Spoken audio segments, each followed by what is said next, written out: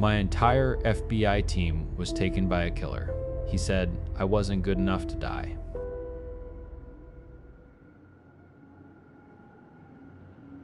They called him Mr. Sunshine, but the first thing I remember is the light. It wasn't a normal light. It was the color of old bruises and fever dreams, and it hummed with a sound just below hearing. He left his work to be found at sunrise. 15 bodies, all facing east, all with their throats slit wide. The coroners never figured out the smiles. The muscles in their faces would contract, pulling their lips back so far the corners would tear like wet paper. It was a rictus of pure anatomical impossibility, and it was always the last thing they saw. Witnesses were useless. On 3 separate occasions, someone saw him, but their descriptions were always the same garbage. He was smiling, that was it. No height, no build, no face, just a smile hanging in the dark. My team got the call on a Tuesday. Zakai, Orville, Anais, Cormac, Lev, and me. Iosef. We were good. The best, they said. A tip came in about an old cannery on the industrial stretch by the river. We went in hard and fast, expecting a firefight, a trap, anything but what we found. The place had been without power for a decade, but every single light inside was blazing. That sick, yellow light humming and pressing in on us from all sides. The air was thick with the smell of rust and something sweet, like burnt sugar. We hadn't taken 10 steps inside when we heard it. Laughter. Not loud, just a quiet chuckle that seemed to come from everywhere at once. Then the lights blinked. Just for a second. A single, jarring flap of darkness. When they came back on, the air felt thinner. The cadence of our footsteps was wrong. I looked back. Zakai was gone. Not hiding. Not dragged away. Vanished. The space where he'd been standing a breath ago was just empty, dusty concrete. No scuff marks. No blood. Nothing. Zakai? Anais whispered, her voice tight. The rest of us were frozen, guns half raised at shadows that weren't there. We called it in. Command told us to split up. Cormac and Lev to check the upper offices, the 3 of us to continue the sweep. Fucking protocol. Fucking rules for a world that no longer applied. As Cormac and Lev broke off, we pushed deeper into the main floor. Or at least we tried to. Anais saw it first. She stopped dead, her face bleached white under the yellow glare.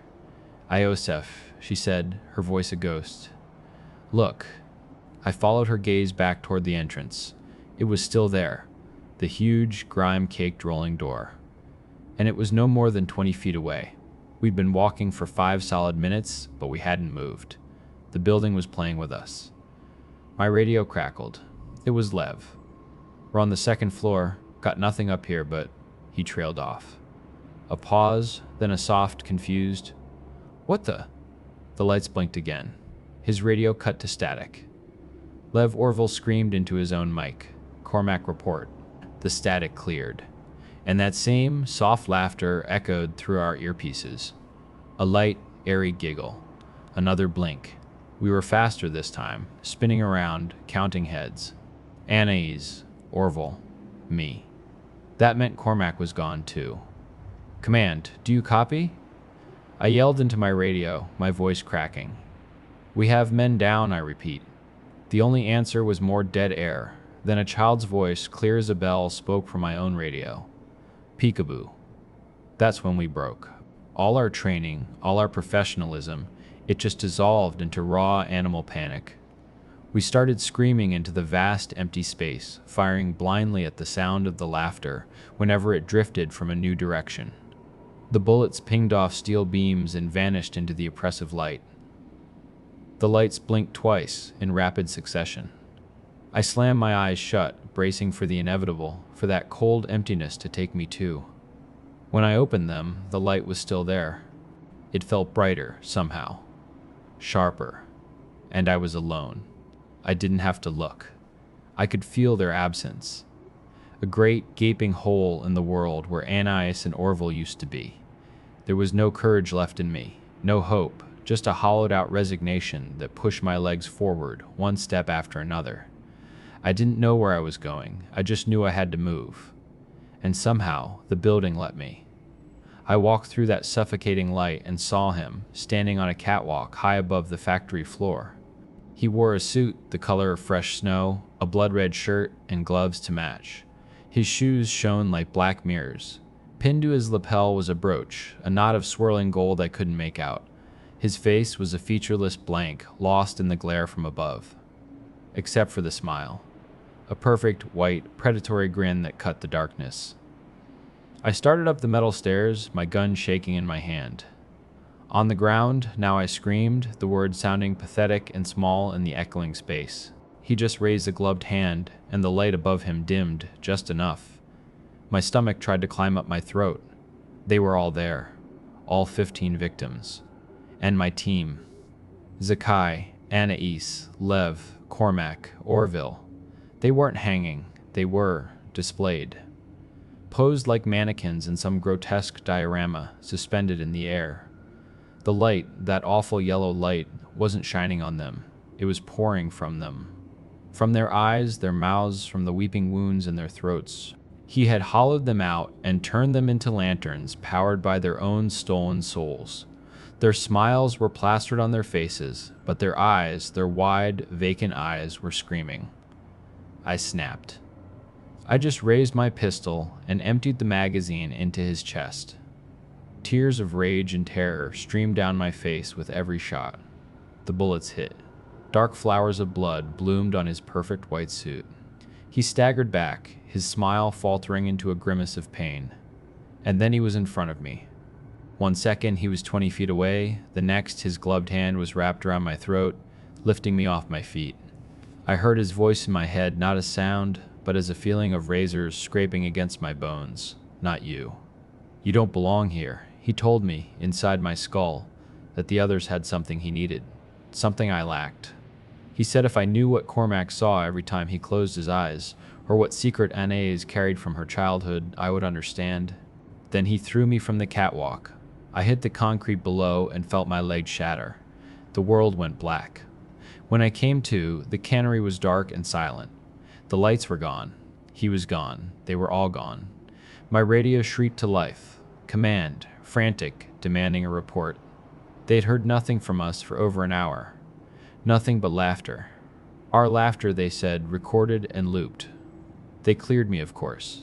No evidence, just a shattered agent with a story no one could believe. I resigned as soon as the pins were out of my leg. The quiet years that followed were their own kind of hell. I kept asking myself, what did they have that I didn't? What pain did they carry that made them so delicious? This morning, a plain white envelope was slipped under my door. No stamp, no return address. Inside, a single sheet of paper filled with a beautiful, elegant script. My dearest Iosef, I trust you've healed. Our last encounter was regrettably rushed, and I'm sure you've been burdened with questions. The answer is quite simple. You were a worm on a hook meant for sharks. Your team, my lovely smilers, they were all so full of the most exquisite suffering. A vintage of agony, you might say. Did Orville ever tell you about the night he let his little sister wander out into the snow? He was only 7. He found her the next morning, a perfect little ice sculpture under the porch swing. And Zakai, so stoic, carried the ghost of the man he'd killed in a drunk driving accident when he was 19. They were all so beautifully broken. It gives them a flavor. You, however, were an empty vessel, a life of mild disappointments and unremarkable sorrows, utterly bland. But then you met me. I see how I've taken root in your mind. You jump at bright lights. You never truly smile. You live in a prison of your own making, haunted by the faces of your friends. I must confess, you've surprised me. You shot me. No one has ever done that. Arrogance on my part, I suppose. The anniversary of our meeting approaches. A reunion seems in order. Same place. You can say no, of course. But wouldn't you like to see your friends again? Maybe this time, you'll be ripe. Maybe this time, you'll have what it takes. Warmest regards, Mr. Sunshine. The pistol I kept from my service days is on the coffee table. Next to it are 3 full magazines, his letter, and the last picture ever taken of my team. I've been staring at it for hours, caught between the urge to run and the need to end this. A few minutes ago, something made the decision for me. The old tactical radio I stole from evidence, the one I used that night, crackled. I haven't put batteries in it for 12 years. It sat on my shelf, a dead monument. But it crackled to life, and a chorus of voices spilled into the silence of my apartment. Familiar voices, laughing. Anais, Cormac, Zakai, Orville, Lev. And underneath it all, a soft, pleasant chuckle that I will hear until the day I die.